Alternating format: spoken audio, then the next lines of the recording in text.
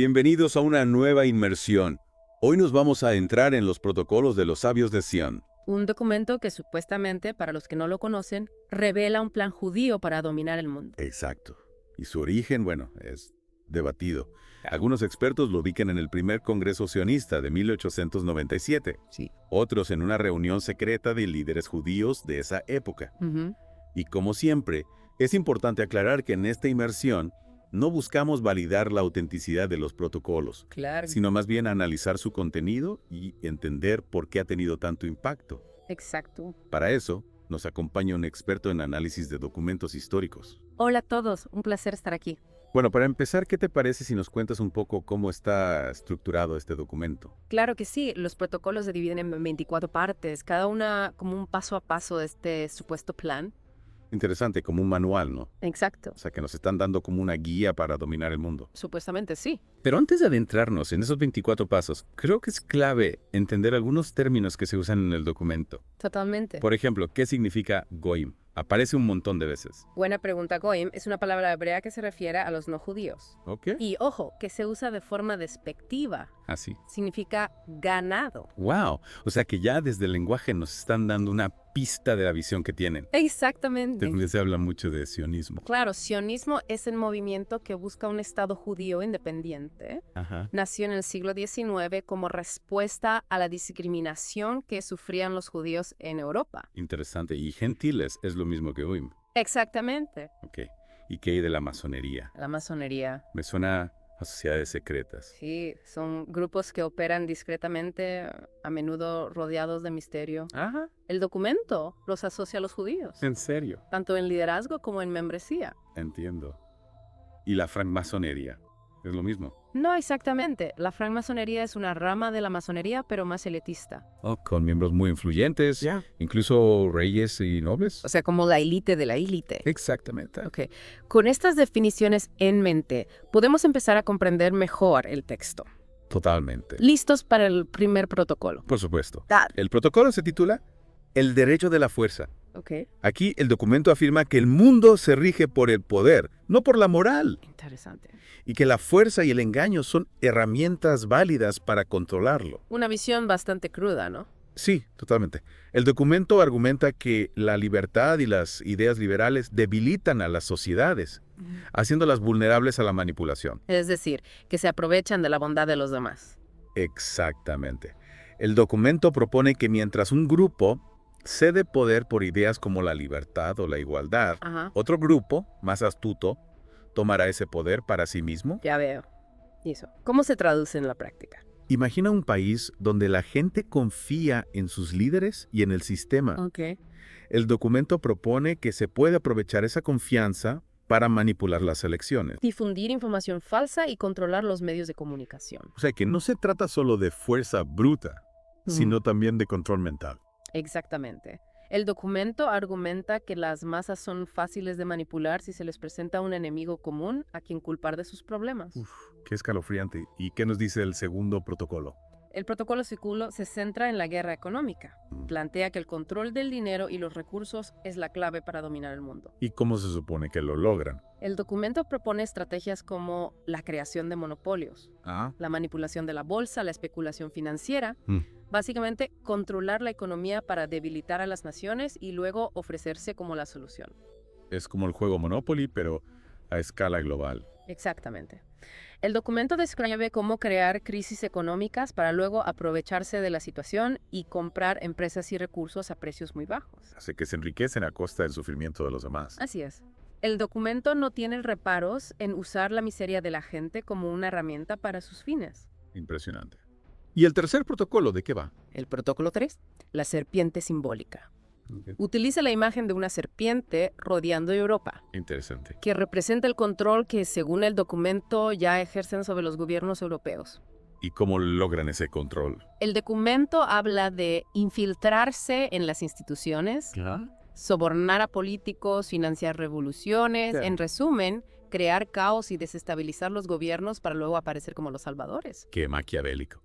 Usando el caos para llegar al poder. ¿Y el cuarto protocolo? El protocolo Cota habla del papel de la religión y la especulación. Busca socavar la fe de la gente, reemplazándola con el materialismo y la búsqueda del dinero. ¿Y eso por qué? ¿Cuál es el objetivo? Según el documento, una sociedad materialista es más fácil de controlar. Si la gente solo piensa en el dinero y las posesiones, no se preocupará por la política ni por los derechos humanos. Es decir, que buscan convertirnos en esclavos del consumismo. Exactamente. Distraernos con compras y entretenimiento para que no nos demos cuenta de lo que realmente está sucediendo. Interesante. ¿Y el quinto protocolo? El protocolo WEO describe un gobierno centralizado y despótico, donde las libertades individuales son eliminadas. Un régimen totalitario. ¿Cómo se supone que lo imponen? El documento propone un proceso gradual. Primero, se crea un clima de miedo e inseguridad. Luego se presenta como la única solución, prometiendo orden y seguridad a cambio de obediencia absoluta. Es decir, que nos hacen creer que necesitamos un líder fuerte para protegernos de una amenaza inventada. Exacto. Manipulan nuestros miedos para que aceptemos la tiranía como una solución. Pues tucán. ¿Y el sexto protocolo? ¿De qué se trata? El protocolo SEX habla de los monopolios y el lujo. Proponen crear monopolios para controlar los recursos y la riqueza. Y luego usar el lujo para corromper a las élites. ¿Y cómo funciona eso? Imagina que controlan la producción de alimentos o de energía. ¿Si pueden usar ese poder para chantajear a los gobiernos? Para enriquecerse a costa de la gente o para generar escasez artificial. Es como una versión extrema del capitalismo, ¿no? Sí, el documento propone un sistema donde el poder económico se traduce en poder político y donde el lujo se usa para distraer a la gente de los verdaderos problemas. O sea, que nos mantienen entretenidos con cosas superficiales mientras ellos controlan el mundo. Exactamente. Es una estrategia para mantenernos distraídos y dóciles. Increíble. ¿Y el séptimo protocolo? El protocolo CETO habla de la importancia de provocar guerras y conflictos internacionales. ¿En serio? ¿Por qué les convendría una guerra?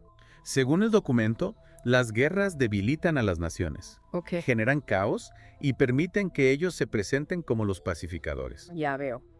Es decir, que se benefician del sufrimiento y la destrucción. Así es. El documento describe cómo pueden financiar a ambos bandos de un conflicto para prolongar la guerra y obtener beneficios económicos. Escalofriante. ¿Y el octavo protocolo? El protocolo 8 se centra en la manipulación de la opinión pública. A través de la prensa y los medios de comunicación. ¿Y cómo se supone que lo hacen? El documento habla de infiltrarse en los medios. Controlar la información que se difunde, crear propaganda y censurar las voces disidentes. Es decir, que controlan lo que vemos, leemos y escuchamos para manipular nuestra percepción de la realidad. Exacto. Buscan crear una narrativa que les beneficia presentándose como los buenos y a sus enemigos como los malos. Muy interesante. ¿Y el noveno protocolo? El protocolo I se centra en la educación y en cómo redefinir el concepto de libertad. Proponen una educación que fomente la obediencia ciega y que elimine el pensamiento crítico. ¿Y qué pasa con la libertad? ¿Cómo la redefinen? El documento argumenta que la libertad individual es peligrosa y que la verdadera libertad consiste en obedecer las leyes y las normas establecidas por ellos. Es decir, que nos quieren convertir en robots obedientes. Exactamente. Quieren eliminar la individualidad y la capacidad de pensar por nosotros mismos. Qué retorcido. ¿Y el décimo protocolo, de qué se trata? El protocolo X describe un plan para desmantelar los gobiernos e instituciones existentes. Hablan de infiltrarse en los partidos políticos, en los sindicatos, en las universidades. ¿Y cuál es el objetivo? Debilitar las estructuras existentes para crear un vacío de poder que ellos puedan llenar. Generar caos y desconfianza hacia las instituciones para que la gente acepte su gobierno autoritario como la única solución. Es como un virus que ataca el sistema inmune de la sociedad. Exactamente. Debilitan nuestras defensas para que seamos más vulnerables a su control. Increíble. ¿Y qué nos dice el protocolo número 1? El protocolo YINET describe la nueva constitución que quieren imponer. Y ojo a la analogía que usan. Los Goyim son un rebaño de carneros y nosotros somos sus lobos. Y ya sabéis lo que sucede cuando los lobos se apoderan del rebaño. Qué brutal. ¿Y qué propone esta nueva constitución? Básicamente, la eliminación de cualquier forma de oposición o disidencia, control total del poder judicial, del legislativo y del ejecutivo. Un estado policial donde la desobediencia se castiga con la muerte. Es un escenario aterrador. ¿Y qué nos dice el protocolo número 12? El protocolo 12 se enfoca en controlar la prensa e información Proponen crear un sistema de propaganda donde la información se manipula para favorecer sus intereses. Es decir, que controlan lo que leemos, vemos y escuchamos para que no tengamos acceso a la verdad. Exactamente. Silencian las voces disidentes, censuran la información que les perjudica y crean una realidad alternativa donde ellos son los héroes. Es como una película distópica. ¿Y el protocolo 13? El protocolo 13 habla de la importancia de distraer a las masas, con problemas económicos, con entretenimiento, con escándalos. ¿Para qué?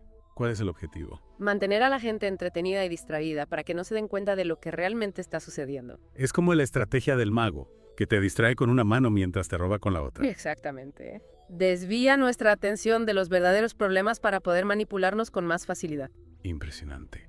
Y el 14º protocolo. El protocolo Cuesta o PETS busca eliminar todas las religiones excepto el judaísmo. ¿En serio? Afirman que su Dios les ha elegido para gobernar el mundo Ya veo. y que todas las demás religiones son falsas. O sea, que buscan imponer una teocracia. Así es. Ok. Quieren controlar la espiritualidad de la gente, eliminar la diversidad religiosa y usar la fe como un instrumento de control. Increíble. Y el 15º protocolo. El protocolo que se centra en el uso del terror y la violencia ¿Ah? para controlar a la población. Hablan de crear un clima de miedo donde la gente se autocensure por temor a las represalias. Es un régimen basado en el miedo. Exactamente. El documento propone el uso de escuadrones de la muerte, campos de concentración y torturas para eliminar cualquier forma de oposición. Terrible. Y el 16º protocolo. El protocolo 16 describe un sistema educativo diseñado para adoctrinar a los jóvenes y convertirlos en ciudadanos obedientes al régimen. Es decir, que controlan la educación para controlar el futuro. Así es. Quieren eliminar el pensamiento crítico. La creatividad y la individualidad para crear una masa homogénea y fácil de controlar. Qué interesante. Y el protocolo número 17.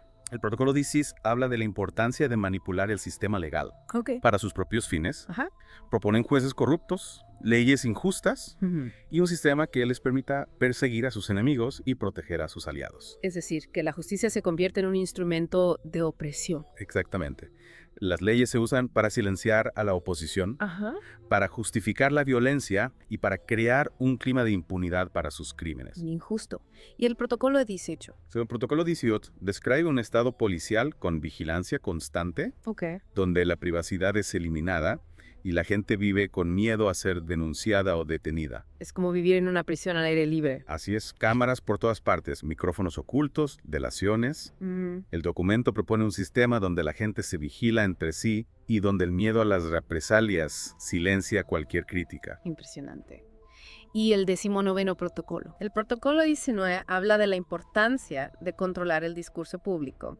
Proponen censurar las ideas que les perjudican, crear propaganda que les beneficie y usar la desinformación para confundir a la gente. Es decir, que nos manipulan para que no sepamos qué creer. Exactamente. Nos bombardean con información contradictoria, con noticias falsas y con propaganda para que perdamos la confianza en las fuentes confiables y nos volvamos más susceptibles a su manipulación. Muy interesante.